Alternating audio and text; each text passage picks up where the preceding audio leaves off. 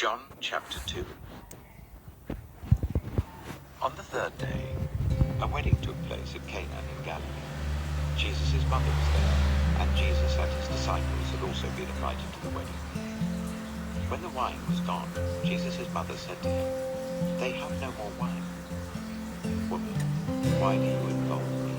Jesus replied, "My hour has not yet come."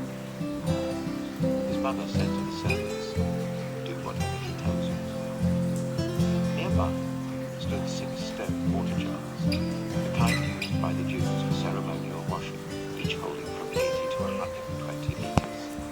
Jesus said to the servants, "Fill the jars with water." So they filled them to the brim. Then he told them, "Now draw some out and take it to the master of the banquet." They did so, and the master of the banquet tasted the water that had been turned into wine.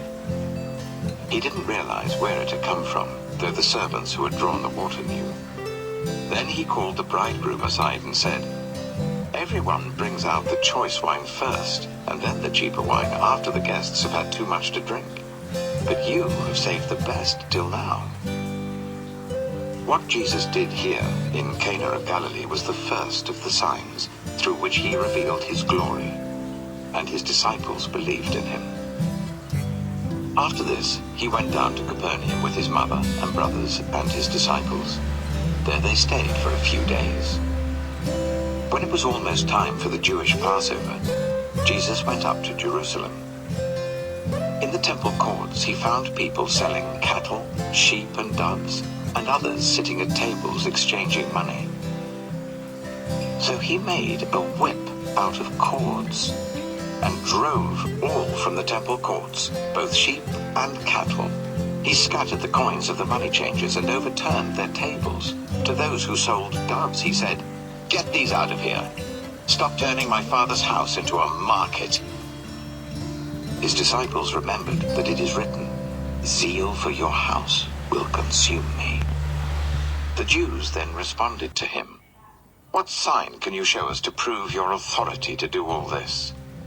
Jesus answered them, "Destroy this temple, and I will raise it again in 3 days." They replied, "It has taken 46 years to build this temple, and you are going to raise it in 3 days." But the temple he had spoken of was his body. After he was raised from the dead, his disciples recalled what he had said.